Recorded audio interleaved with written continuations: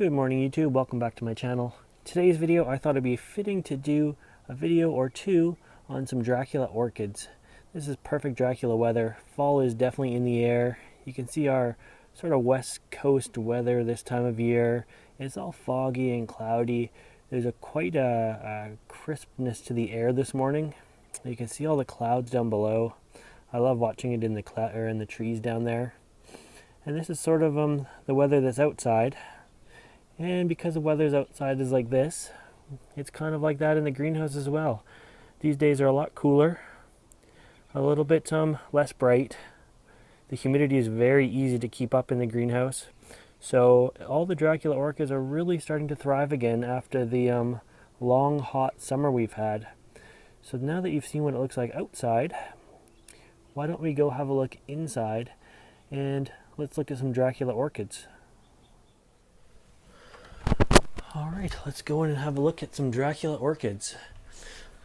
So Dracula orchids are one of my favorite species, and they thrive in cooler, shadier conditions. So we have them hanging everywhere. In the summertime, they're always down below, trying to stay as cool and moist as possible. But in the wintertime and in the fall, they can come up, and we can sort of see them at a different angle, and it's great. So we have some here that are not in bloom.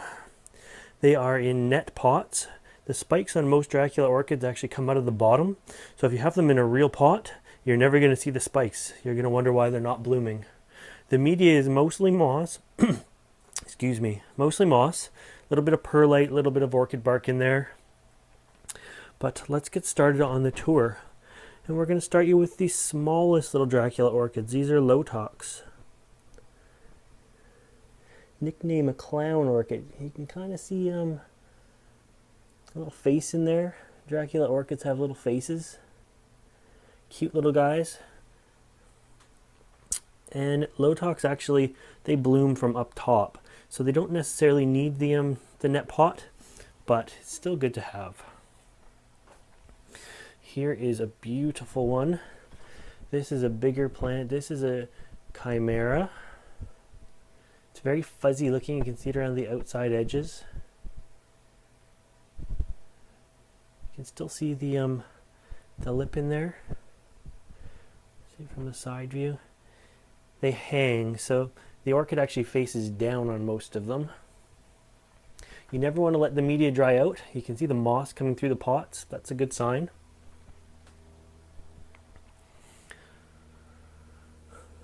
This one here is one of my favorites, Polyphemus or Polyphemus.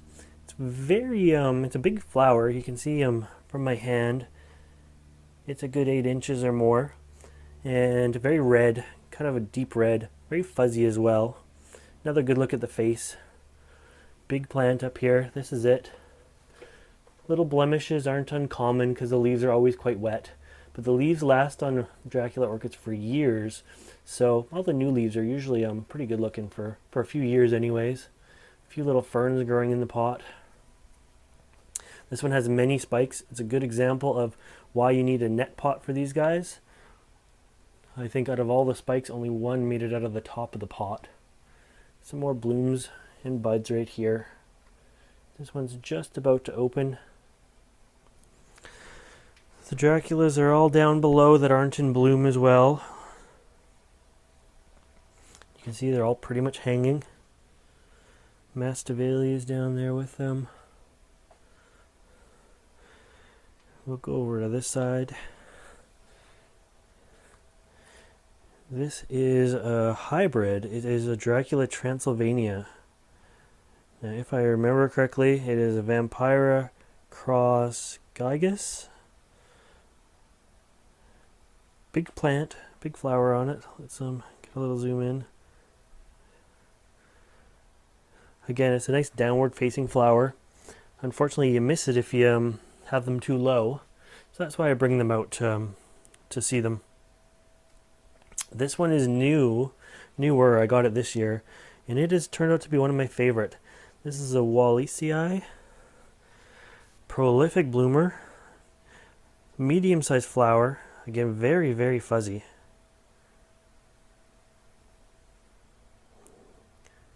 There's a good shot of it there. Very fuzzy little plant. This one's Carlurii. It's more of a tubular kind of shape. Really fast grower. You can see it's growing almost out of the pot. Hundreds of leaves on this. And in order to look at it, you have to bring it way up, and it's inside like a little tube. So you can see the moss or the bark on the bottom for drainage. A few roots have made it down that far.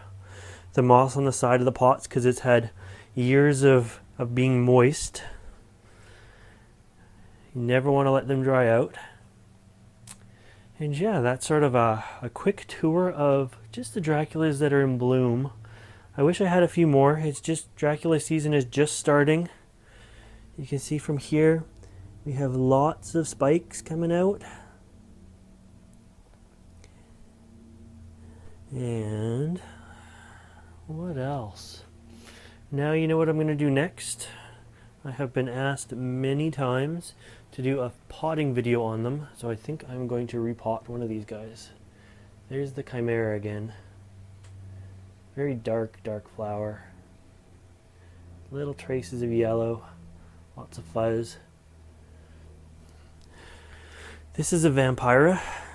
Dracula Vampira. It's not in bloom for a change. This thing blooms on me all the time, and I think it's pretty pot bound.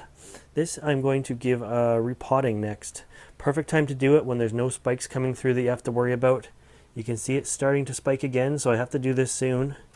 Right at the tip of my thumb or my finger is a new spike coming out. That's new growth there. So I think that is going to be on my list of things to do for today. And I'm going to bring you guys along for that, but not in this video here. So hopefully you enjoyed my Dracula tour.